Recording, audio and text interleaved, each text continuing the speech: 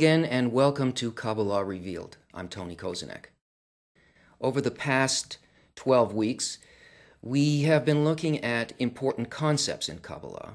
We haven't covered all of them, but it's time now to take what we have been looking at and to focus on what the goal really is.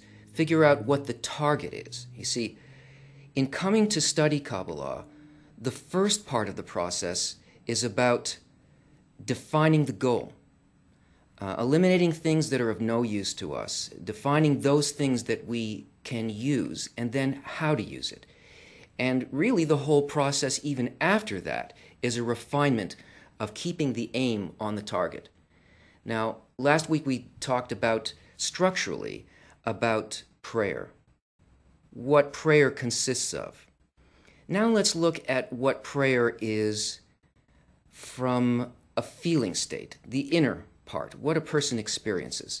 Let's define the target now in the work of Kabbalah by taking a look at what it is that we're actually asked to do to change in our inner state in order to reach what we call equivalence of form with the Creator.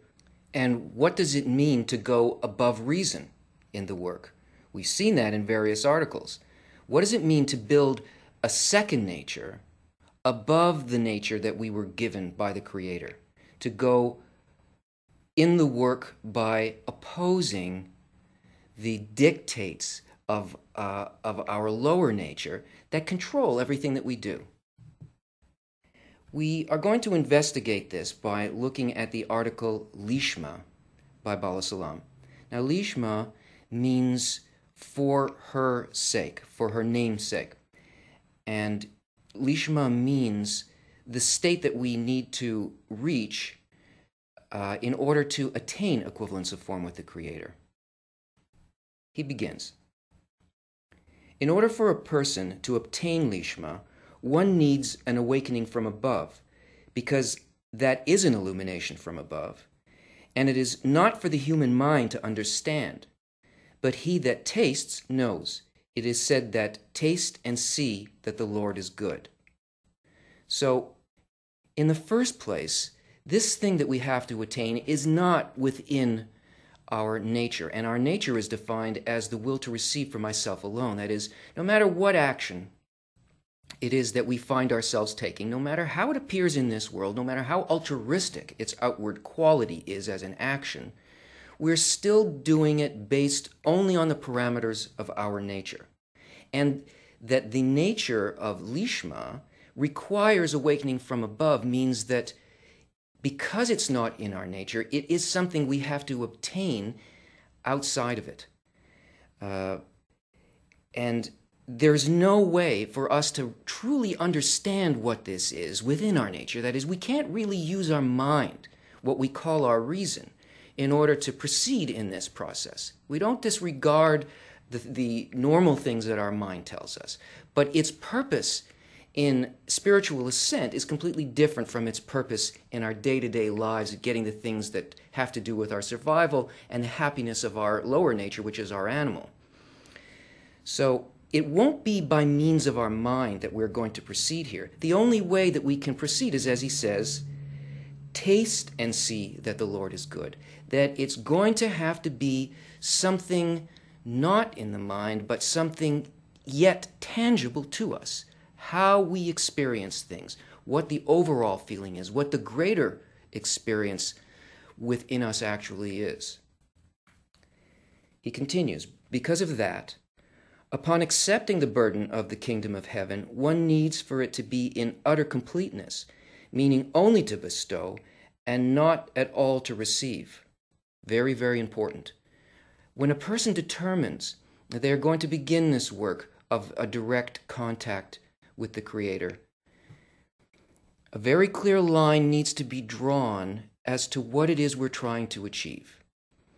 This state of Lishma is not sometimes to give and sometimes to take. It has to be a complete grasp. You must enter the state totally. So the desire for it also has to be complete. And when a person decides to do this, they aim at not fooling themselves. They aim at looking very carefully what their actual responses are to things. And he continues, if a person sees that his organs do not agree with that idea, he has no other counsel except prayer, to pour his heart to the Lord, to help him make his body consent to enslaving himself to the Creator. Now, don't get put off by the word enslaved. Bala Salam is writing all the time from how it feels within our experience. So, from the will to receive, the idea that we would move to a state where our inner intentions would only be in order to receive, in order to bestow, that is not for myself. At the beginning of the path, this feels like, this is enslavement, or I will disappear, or so on. But you must keep in mind that we're not talking ever about trying to control the normal desires of our animal level. These things we don't have to deal with. It'll confuse you to start thinking that way. All of those things that you need for your survival, for your daily life, for your family, for the simple pleasures of your existence, these things don't have to change. We're not speaking about taking a special diet or making external actions, or don't do this and do this. We cannot control what's placed before us that compels us to have to act, even our own desires. The question is not, what am I doing? The question is, why am I doing? So if we can't depend either on the circumstances or and our own intelligence, it's clear that the whole purpose of these things happening for us is simply so that we should realize that we require light from above, that this awakening from above can only come as a result of the fact that we decided to make a whole attempt at something that in the end must be whole. That is, Lishma is not, it's not partial, and neither is the desire to reach it partial. So this way of progressing means that out of a person's own set of desires, his own longing to reach this, he must reach a place of wholeness within himself towards it. If the only thing that he wants is this, and if he realizes that the capacity to do it is not within himself, but only above, he must rely on the upper force to change him. This is what we call drawing the light, or makif, the surrounding light, drawn by effort. But what's the effort? And do not say that if Lishma is a gift from above, then what good is one's surmounting and efforts and all the remedies and corrections that one performs in order to come to Lishma if it depends on the Lord?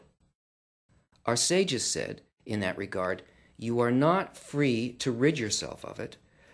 Rather, one must offer the awakening from below, and that is the prayer. There cannot be a genuine prayer if he does not know in advance that without prayer it cannot be attained. And everything that comes to a person as a result of this is the latter. It is what needs to be surmounted. And unless there is this attempt to surmount it, regardless of the fact that everything is in the Creator's hands, there is no place for the Creator to give the gift. So this desire for this is really prayer. So what does it feel like to have that desire? If a person attempts it, they try to look at their actual intention when they're doing something, when they're receiving a pleasure, when they think about another person and they do some kind of act for it. If they're honest, they will look into that intention deeply, and they'll begin to see where they are unlike it. And the feeling that there is more, that I'm unlike this quality that I want to reach, feels both as an aspiration and as a disappointment. Remember, we can't proceed in this without a need. How do we sense needs? We feel that there's something lacking, right? You may not even know what it is, but in the case of a Kabbalist and somebody on the path, no matter what it is that's occurring, we know what it is. The only thing that it can be is that I lack the pleasure that I actually seek here, which is the direct contact with the Creator. A prayer feels like a lack, a loss, a need, an emptiness. And it's not something that comes from within our reason. Well, if I do this, then I'll get this. I hope God didn't hear me say that. It's either the feeling is there, either the need exists within us, or it doesn't. And that is the awakening from below, and that's also the kli. That is the preparation for the entry of the light. Therefore, the acts and the remedies that he performs in order to obtain lishma create the corrected vessels to want to receive the lishma. Then, after all the deeds and the remedies, can the prayer be in earnest because he has seen that all of his deeds brought him no benefit? Only then can he pray an honest prayer from the bottom of his heart, and the Creator hears this prayer and gives him the gift of lishma. We should also know that by attaining lishma, one puts the evil inclination to death, because the evil inclination is called receiving for himself, whereas by attaining the aim to bestow, one cancels the thought of his own good, and the death of the evil inclination means that one no longer uses one's vessels of reception for himself, and since they are no longer operative, they are considered dead. We must know first that we don't want to feel this at all. That's what he means by it is put to death. And the process is that slowly, as these comparisons are done between what we really feel and a proper unchanging target, like a fixed goal that we have, that the sensation within the kli actually does, within the person's sensation, actually changes. And the desire to receive in order to fill some kind of personal satisfaction, it wanes, it changes. Slowly it goes through a transformation, as long as it is by a process of real prayer and real need. It is as the Maggid, or the Seir of Duvna, says regarding the verse, "Thou hast not called upon me, O Jacob, neither hast thou worried thyself about me, O Israel," meaning that he who works for the Creator has no effort. On the contrary, one is content and high-spirited. But he who does not work for the Creator but for other purposes cannot complain to the Creator for not giving him livelihood in the work, since he worked for another cause. One can only complain to the one he works for and demand of him to give him his vitality and pleasure in the work. It is said about such people, "Anyone that trusts them shall be like them that maketh them." And he's speaking here about idols. So the work that has to be done needs to be done only for this goal of lishma, for the reaching of complete intention of bestowal. If the work is done for any other reason, then you can't complain to the upper force that it's not answering your prayer, that there should be some kind of a fulfillment. Also, it's only work here in our lower nature for which we require some kind of payment or personal fulfillment. The work done for lishma in reaching a sensation, imagine it, reaching a sensation of experiencing everything for the benefit of others without a thought for oneself. This is in our intention. What possible payment could anybody ask except the fulfillment of reaching that desire? Because there all boundaries disappear, all suffering ends, not just for me, that is, not just for the person on the path, but for everybody around them. 100% effort, external, internal, is being put into the well-being of all life. So the payment for on the path of lishma, even though we find ourselves differing from this quality and maybe feeling kind of an emptiness or suffering at the moment that we realize, oh no, I'm still not at my goal, I still haven't reached that place. It's payment, it is excitement, it's high spirits, as he says, because you know you're on the adventure, you're on the path, you're on the hunt to hit that bullseye.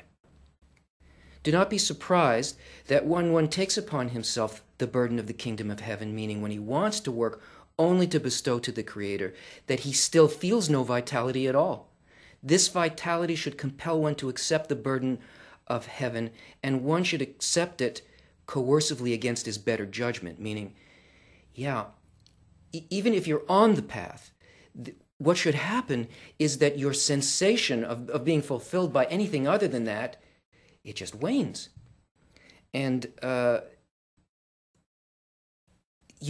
person proceeds against their better judgment. Now, this is what is meant by above reason in the work. If you listen to the ground rules of your will to receive, your body, basically, it will say, what are you doing this for? This doesn't make any sense. You're just screwing everything up here for me. This is always the argument. And a person will always see and hear everything around them working against it. But this is in order for us to be able to, he says, accept the work coercively. He means do not listen to what the will to receive says, but understand that this doubt that comes before us from the will to receive actually enables us to make this choice by free will.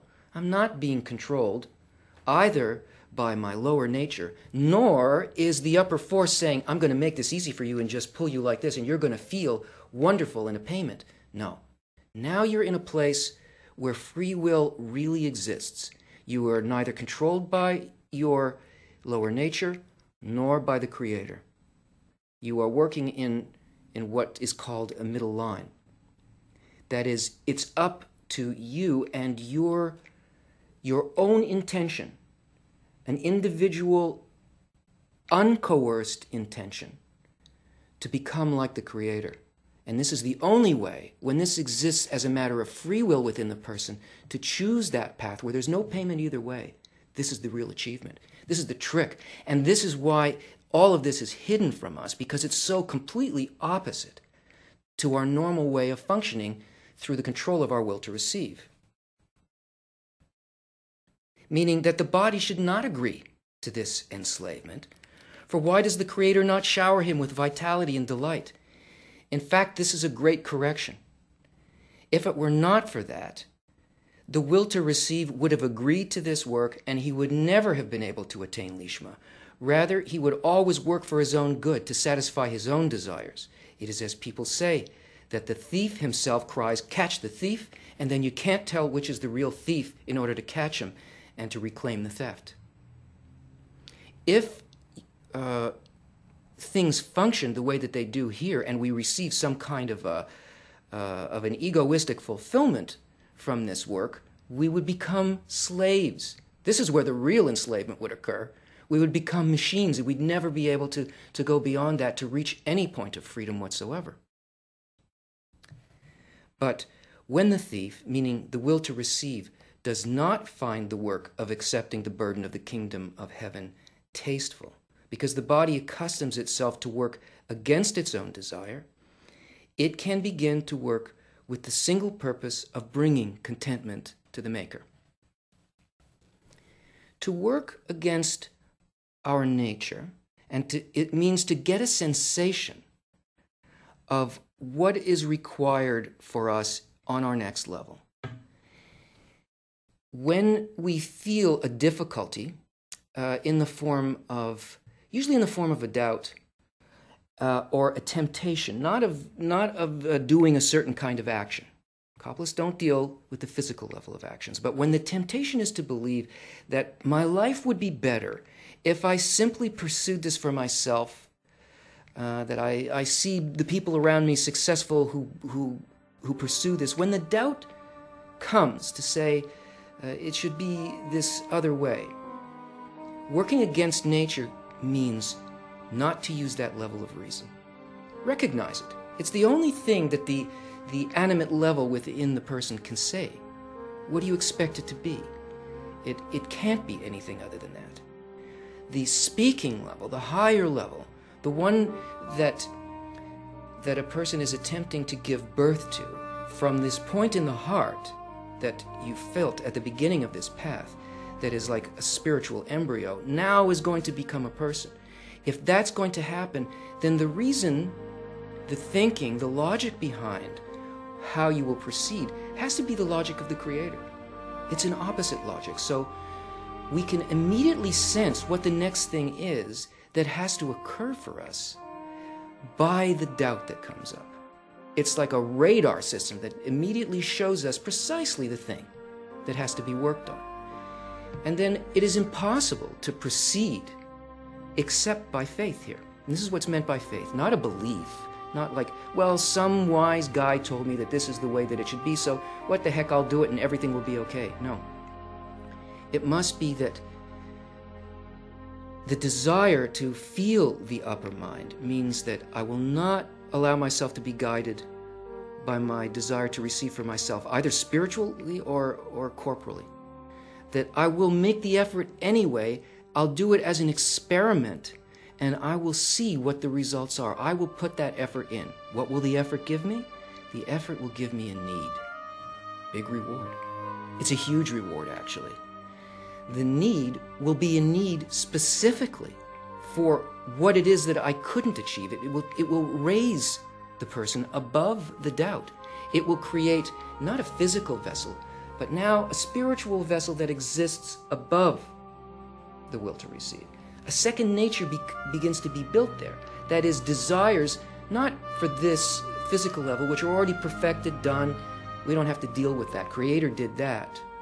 But here we begin to build and grow a man, a spiritual creature that is made up of a desire, because that's what the creature is. It's just a desire, but it's a specific desire only for the Creator's mind towards everything else, towards what now begins to be below the person. These are real sensations. This is something that a person actually feels, an attainment, an enlightenment, a spiritual ascent, in which reality appears very differently to that person. One's intention should be only for the Lord, as it says, "Then thou shalt delight thyself in the Lord." Thus, when first he served the Lord, he did not sense any pleasure in the work, and rather it was done by coercion. But now that he's accustomed himself to the work in order to bestow, he merits delighting in the Lord. The work itself renders one with pleasure and vitality, and this is considered that the pleasure is aimed at the Creator. Join us again.